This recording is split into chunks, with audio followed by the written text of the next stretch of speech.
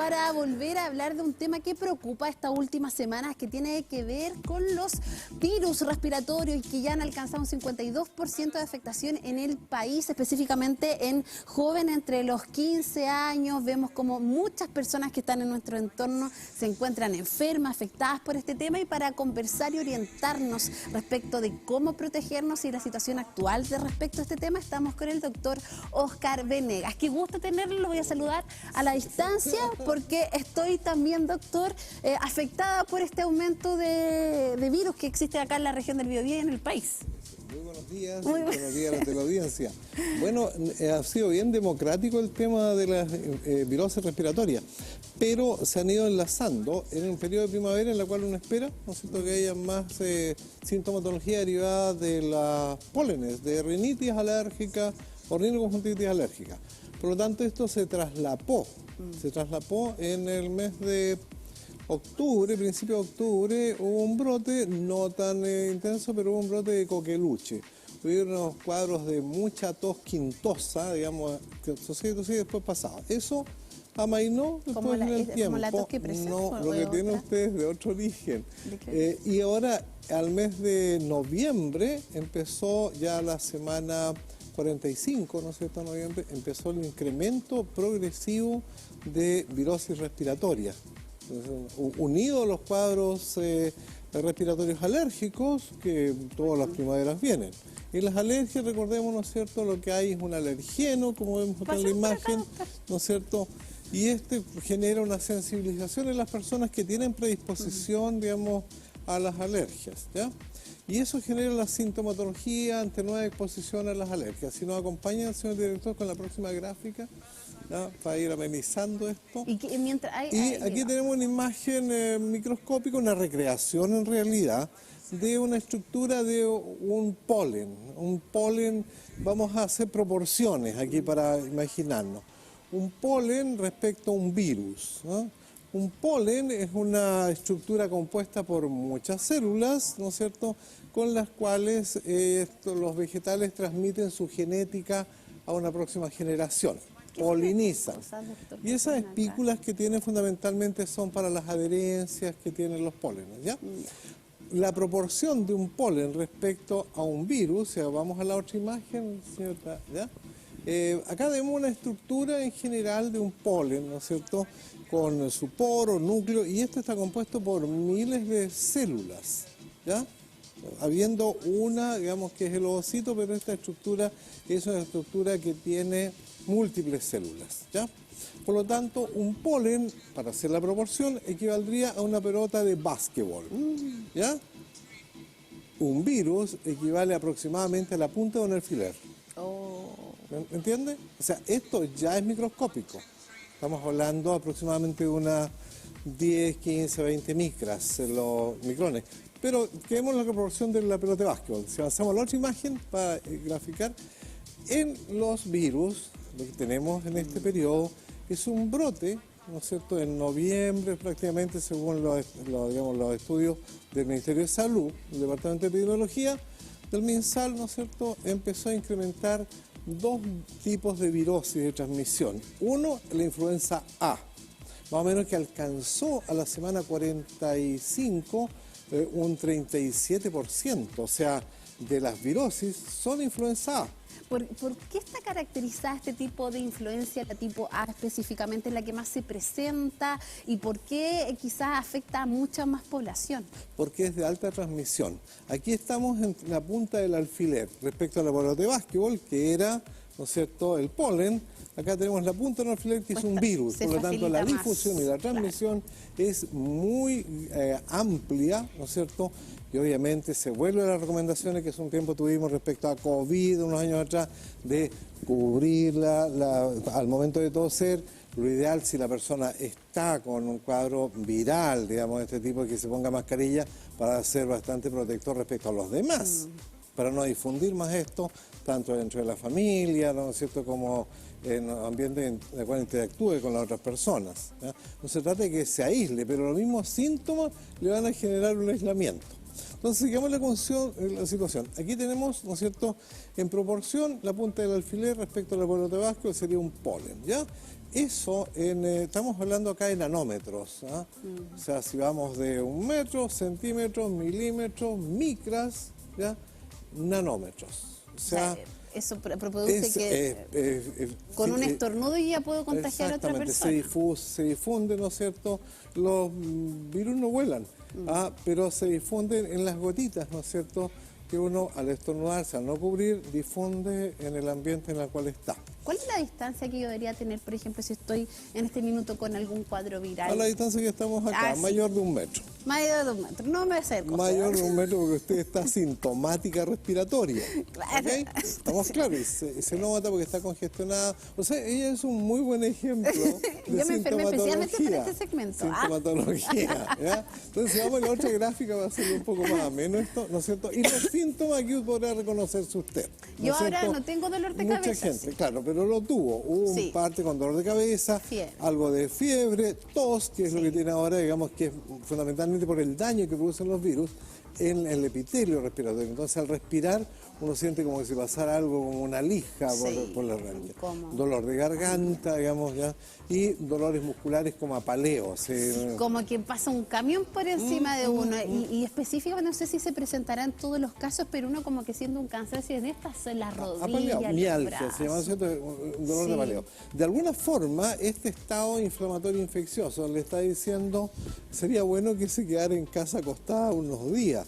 Ahora, obviamente en el tráfago a veces es complicado, digamos, el tema, por lo tanto existen medicamentos que disminuyen los síntomas, pero disminuyen los síntomas, no atenúa el curso de la enfermedad, en este caso influenza de tipo A, que síntomas de ardor de ojos, ¿no es cierto?, ojitos rojos, congestión, moquilleo, escalofrío y esto que decía usted, sensación de cansancio. A mí me queda solo la tos. Yo estuve hace una semana y media atrás en una condición de este tipo un fin de semana. Es muy desagradable y lo que uno tiene que hacer es hidratarse en forma abundante, tal vez usar algunos medicamentos sistemáticos, lo ideal, indicados por un médico. No automedicarse, claro. Recuerde. Y el otro aspecto es el reposo. El reposo, porque uno es porfiado, le sigue dando, pero al final de cuentas, al final del día, y sobre todo al otro día, es complicado levantarse. Estos son los síntomas característicos de la influenza de tipo A no complicada. La complicada es cuando ya tienes, digamos, compromiso pulmonar. Eso es complicado porque ya hay incapacidad respiratoria, digamos, y ahí la consulta es a urgencia. ¿En qué minuto esto se empieza a poner complicado, doctor? ¿En qué minuto yo ya debo pensar que esto no es solamente un resfrío común y corriente? Cuando la fiebre ya no es fluctuante, es persistentemente alta, cuando la tos prácticamente le está impidiendo respirar, digamos, son crisis de tos muy fuertes, y cuando la sensación de apaleo es invivible. O sea, ahí va a un centro asistencial, acude a su Cefam o una clínica y que le evalúen. Sobre todo, la evaluación ahí no es tanto de la garganta, que todos sabemos que se va a afectar, sino que de las vías respiratorias bajas, ¿no es cierto? Ahora, este año, ¿no es cierto?, particularmente fue un brote de influenza A, sin lugar a dudas, digamos, las estadísticas están en el ministerio. ¿Ya? Doctor, ¿a qué grupo de la población está afectando más este tipo de influenza? ¿A quién causó más daño? Las personas que no están vacunadas. Y las vacunas, dicho sea de paso, contra la influenza no impide el contagio. Ya, pero la capacidad de respuesta es la que se mejora, por lo tanto no te deteriora tanto. No te tira al suelo, digamos, que sean personas no vacunadas. Ahora, dentro del contexto de nuestro país, ¿por qué fundamentalmente esto fue al segmento de adulto y adulto joven? 14, 15 Porque años. son los que menos se vacunan. ¿Quiénes son los que más se vacunan contra la influenza? Adultos mayores. Embarazada, adulto mayor y los niños y niñas. Pero el gran segmento de adulto joven y mayor es muy poco frecuente que se vacunen. A eso los dio y los tiene todavía en este tema, con una recuperación que es más lenta. Si bien es cierto, no hay un riesgo mayor de que vaya a causar un daño con un riesgo de muerte, pero, ¿no es cierto?, el deterioro es el que, con todo respeto, está sufriendo usted.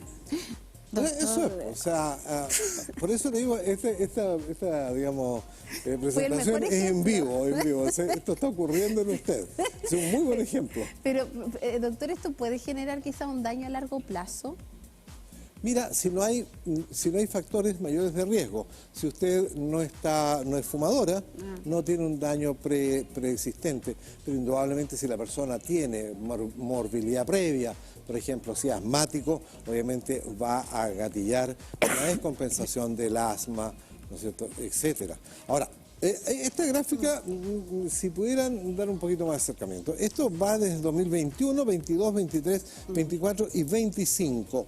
Y acá, ¿no es cierto?, vemos influenza A y rinovirus, ¿no es cierto? Rinovirus e influenza A en la semana 45. O sea, aquí nos disparamos, digamos, en este periodo. Las causas por qué se incrementó, yo averigué y no las tengo claras y creo que no está muy clara, pero la evidencia científica es que sí hubo un incremento prácticamente de la semana 43, 45, o sea, fines de octubre, noviembre. Ahí, muchas gracias. La gráfica es más grande, estamos en el extremo suyo ya. Aquí vemos, ¿no es cierto?, lo que es el rinovirus, virus respiratorio nasal, que es el de resfrío común, que no causa mayores líos, salvo congestión y moquilleo, y influenza de tipo A. Que acá se dispara. Y ahí caímos muchísimos. Pero la diferencia de la mayor o menor gravedad está dada si estábamos vacunados o no.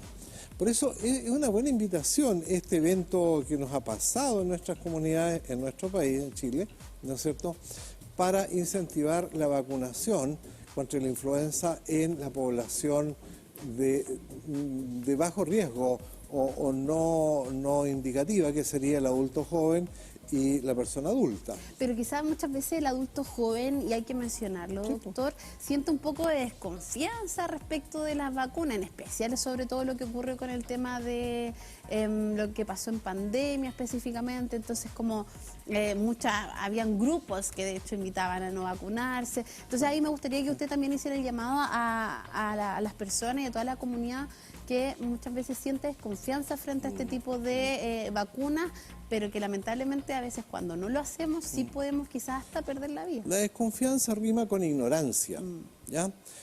Sin lugar a dudas, uno de los grandes impactos positivos en desplazar la esperanza de vida al nacer en la especie humana está dada por las vacunas. Uno de los grandes impactos han sido las vacunas y lo seguirán siendo.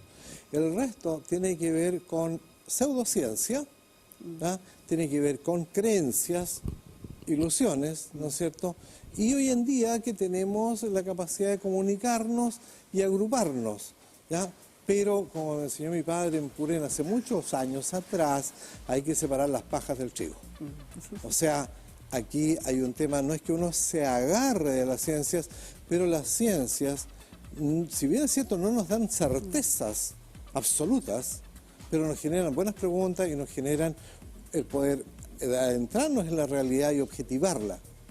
Las creencias no, todos estos grupos de la Tierra plana, con mucho respeto a sus creencias, ¿ya? Pero no están basados en la ciencia, están basados en lo que se denomina pseudociencia y una transmisión, digamos, de esta información que daña, porque genera dudas en la población que no es del área de la salud. Por eso, en mi opinión ahora muy personal, lo que más daña dentro de esos grupos, digamos, de sociales, de antivacunas, ¿ya?, es la opinión de muchas personas que tienen formación en el área de la salud, como muchos médicos o otra gente del área de la salud, que se adhiere a la pseudociencia. O sea, no es por lo viejo ya, pero yo vengo de mediados del siglo pasado, ¿ya? Y el progreso que hemos tenido ha sido enorme y no ha sido en base a ilusiones, han sido en base a ciencia y tecnología aplicada en pos de la salud nuestra, ¿no es cierto? O sea, en la década del 60, cuando yo nací, ¿no es cierto?, había familias completas que morían de tuberculosis, ¿ya? La poliomielitis diezmaba a la población infantil. ¿Qué vamos a decir de la gripe, de la influenza de la escoba? Hoy en día, ¿no es cierto?, la prevención llega a tal nivel que uno de los virus que causaba mucho deterioro en nuestros últimos años en la salud, digamos, de la primera infancia y en los lactantes, que era el virus respiratorio sincicial, ¿ya? Fue intervenido digamos, una potenciación de la inmunidad en estos específicos contra VRS, y los resultados es que en Chile, en los últimos 2 años de periodos invernales, no ha habido ninguna muerte de un lactante por VRS. Eso es indesmentible, es nuestro. Exactamente, y es lo que nosotros buscamos a través de este programa, el poder conversar con profesionales, con sustento y base científica respecto de la situación actual que está ocurriendo, por ejemplo, en este caso con los virus respiratorios. Pero hay muchos jóvenes también que dicen, pero si yo soy joven, o por ejemplo que los papás o los adultos responsables dicen, anda al médico, vamos al médico. ¿Le puedo hacer una pregunta? ¿Usted se vacunó contra la influenza? Yo sí. Bien, entonces eso no la va a matar, la va a tener ahí media hidratarse, exactamente. Pero hay grupos etarios que en este caso, por ejemplo, estamos hablando de adolescentes que dicen, no, yo soy fuerte, o no me va a pasar nada, soy joven, y quizás le pierden un poco el temor a este tipo de virus que a veces se pueden agravar. Y que no se trata del temor, estimada Pame, se trata de el uso de la razón, ¿ya? Es cierto que en la edad adolescente prima la impulsividad. Claro. Es un poco difícil a veces reflexionar con adolescentes, se puede, pero hay que tener ciertas habilidades para hacerlo, ¿ya? Por lo tanto, el tema ahí va por el pensar, ¿no es cierto?, que las vacunaciones tienen una protección que es bien interesante y que la vivimos con el COVID, que es la protección en rebaño. Mucha gente se reía de eso, pero es una realidad. Mientras más población está vacunada, por ejemplo, en este caso que fue para el COVID, que superamos el 80% de la población con vacunación, bajó tremendamente el impacto. Hoy día circula el COVID, pero no hay personas en la UCI agonizando.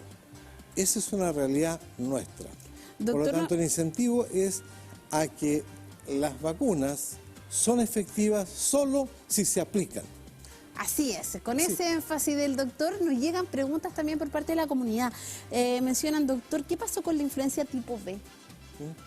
En la gráfica demuestra que no fue la que predominó.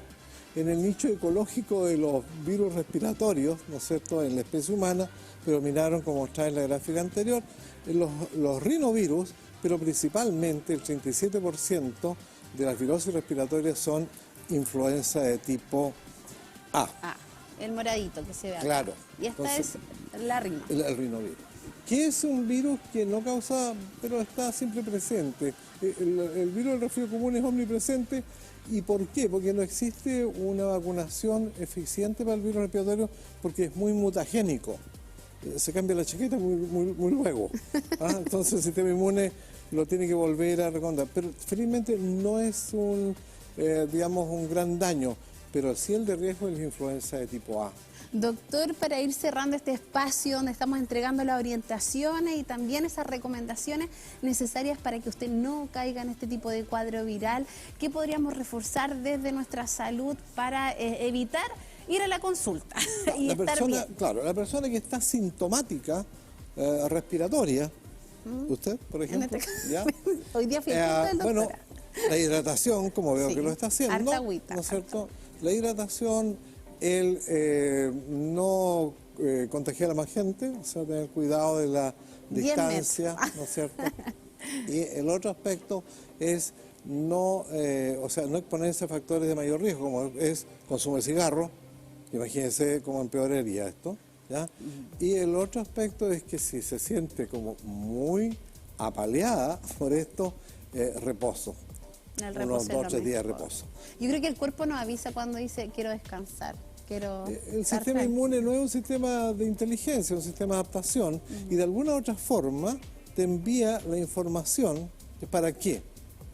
Para que te quedes tranquila, de modo tal que tu metabolismo energético se aboque a defenderte de la infección viral y no estés desperdiciando energía en otro tipo de actividades. ¿Te fijas? O sea, hay un tema ahí que no es de ahora, tiene millones de años. Doctor, y para las personas que también nos siguen preguntando respecto a este tema, el tema del plátano oriental, ¿continúa? ¿Tiene alguna...? Sí, plátano oriental, la vallica, claro, la vallica, la festuca, los pólenes. ¿Todo el año el tema de las alergias por plátano oriental o no, solamente tiene en su esta época polínica, que es justamente en este periodo, ¿ya? O sea, lo que pasa es que la primavera viene igual, los pólenes igual. El clima que tenemos, no hay una gran diferencia en los años. Ahí también hay que aplicar ciencia para no caer en una pseudociencia y que poco menos estamos cerca del apocalipsis. O sea, dejémonos de ese tipo de pronunciamiento. No, son ciclos, ¿ya?